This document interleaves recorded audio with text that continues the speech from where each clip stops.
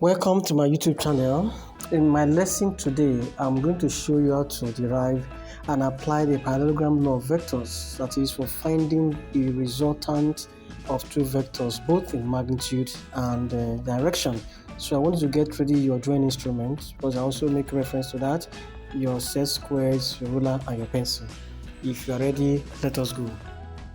The parallelogram law of vectors states that when two vectors P and Q are represented in magnitude and direction by the adjacent sides of a parallelogram, then their resultant will be represented in magnitude and direction by the diagonal of the parallelogram drawn from the common points of action.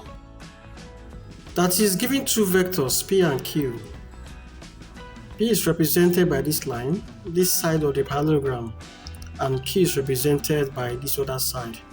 Theta is the angle between the two vectors. Theta can be an acute angle, an angle less than 90, or an obtuse angle, an angle greater than 90. That when the two vectors are represented this way, such that this other line is drawn equal and parallel to this, and the other line is drawn equal and parallel to this, to make up a complete parallelogram, then the resultant of these two vectors is represented by this diagonal drawn from the common point, not this other diagonal. This diagonal, because that is taken from the common point of action of the two vectors P and Q. Now, how do we find the resultant of these two vectors? By parallelogram law of vector method, or law of vectors addition. Now, to find this, the law, of course, I've already stated the law, and let's say we have this point.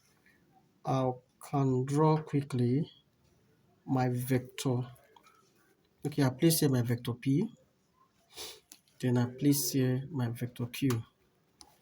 Let's say that the angle between the two vectors is acute. Acute angle is an angle less than 90 degrees. So this is my angle theta, the angle between them.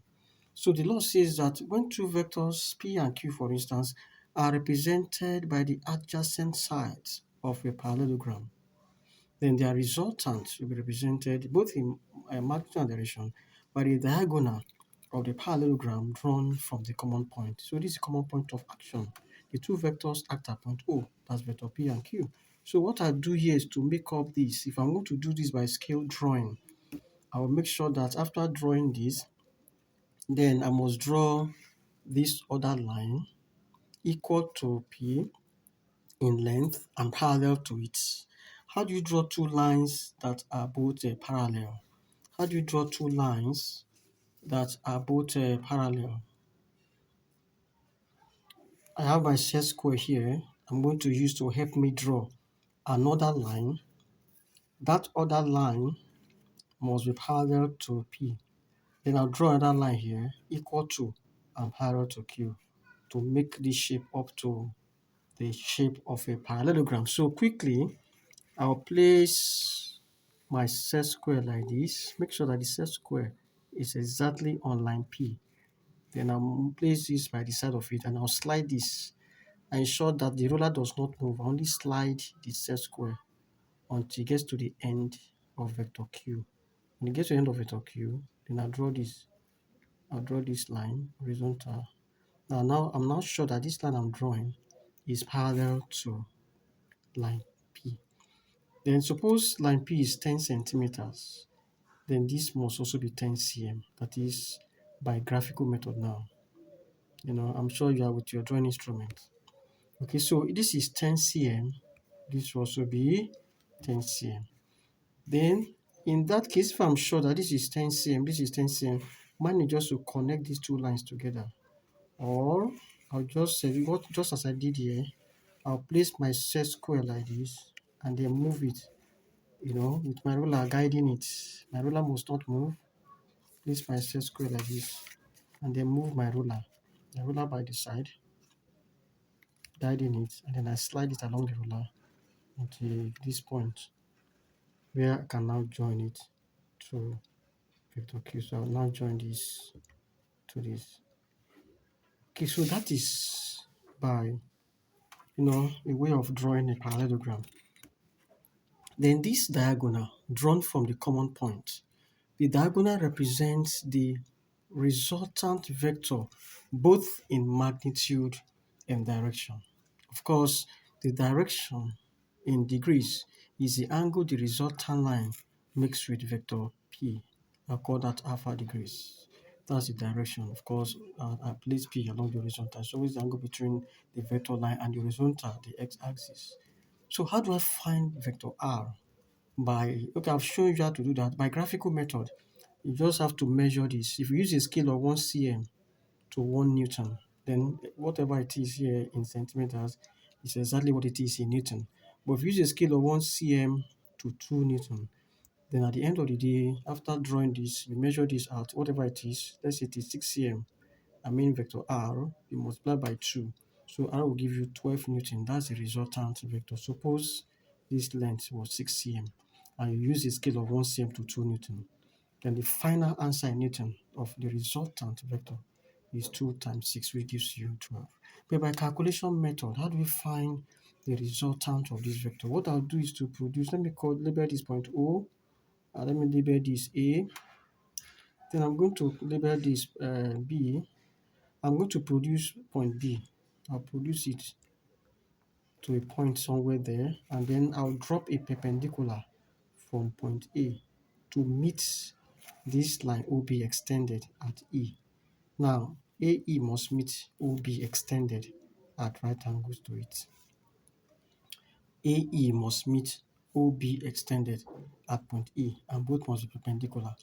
So now, this is the angle between two vectors, an acute angle theta. It means that by plane geometry theorem, this angle is also theta. They are both equal because they are corresponding. Corresponding angles are the same, are equal. So this is T my vector Q. This is my Q. Because this side is parallel and equal to this side. This is T my vector P. So that by time, okay, let me use SOHCAHTOA now. By SOHCAHTOA, considering triangle, let me call it BEA. Triangle BEA is a right angle triangle, BEA. So my sine theta is equal to, that is opposite AE over Q. Okay, that's my sine theta. So that my AE side AE is Q sine theta. So I can put here A is Q sine theta. Okay, then cosine cos theta now equals adjacent BE over Q, which is the hypotenuse. So that my BE is equal to Q cos theta. So that's my BEQ. Sorry, this is my BEQ cos theta. Okay. Now, again, to find the resultant vector, I want to consider triangle. Consider now triangle OAE is another right angle triangle. OAE. Of course, this is also angle 90. So that by Pythagoras theorem, Pythagoras theorem says that the square of the hypotenuse, that is OA squared, is equal to the opposite squared, AE squared, OE squared. Okay, come back here. My A squared is R squared. Then my AE squared is Q sin theta plus my OE squared is P plus Q cos theta. I'm sure you get that. And because this is P and this is Q cos theta, so the entire length OE is P plus Q cos theta. So by the time I apply the square on this, I'm going to have Q squared sine squared theta plus, by the time this is an algebraic expression, the product of two factors. How do you expand the product of x plus y? I mean, x plus y plus x plus y. The product of it gives me x plus y times x plus y, So this times this times this times this times this. That gives me x squared plus 2xy plus y squared. So my x now is p. Then my y is q cos theta. This is my y. So this is my q. So when I see x, I replace it with the p. That gives me p squared plus 2, my x is TP, my y is Q cos theta, then plus my y is this, which is y squared, that is Q squared cos squared theta. So go R squared equals, okay, Q squared sine squared theta, then I'm going to bring this one, Q squared cos squared theta, that is these two terms, because of the Q term in each term. So I bring them together, plus this is P squared plus 2PQ cos theta. Now, I can factor out my Q squared, which gives me sine squared theta plus cos squared theta plus P squared plus 2PQ cos theta. That is equal to my resultant squared. Now, for the trig identity that sine squared theta plus cos squared theta is 1. So what is left is Q squared plus P squared, then plus 2PQ cos theta. That is how to find the resultant in this case when the angle between them is theta degrees. Or can arrange it as r squared equals p squared plus q squared plus 2pq cos theta. And then r finally taking the square root of all the terms here, p squared plus q squared plus 2pq cos theta. So that is by analytical method. By calculation method, we use this equation, this formula, to determine, to calculate the resultant, the magnitude of the resultant of the two vectors P and Q. Now the direction alpha, let's consider, for the direction, let's consider triangle OBA.